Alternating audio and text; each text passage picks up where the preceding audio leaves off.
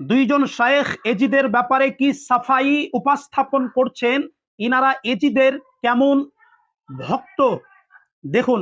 Yazid কাফের ছিলেন কিনা? না, তিনি কাফের ছিলেন না, তিনি মুসলমান ছিলেন। ইয়াজিদকে লানত করব কিনা? না, আমরা তাকে লানত করব না, কোরআন হাদিস দ্বারা স্পষ্ট বর্ণিত হয়েছে। ইয়াজিদকে মুসলমান যে বলে ওই মৌলবীকে জুতা দিয়ে পিটানো দরকার।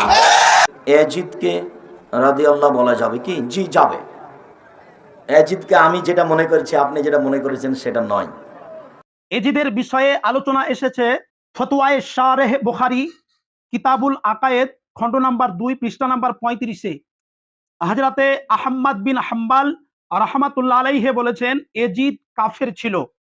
এ বিষয়ে ইমামে আজম আবু হানিফা রাহমাতুল্লাহ আলাইহি নীরব ছিলেন, তবে উনি একজন মুনাফিক, ফাসিক, সমালোচনার পাত্র।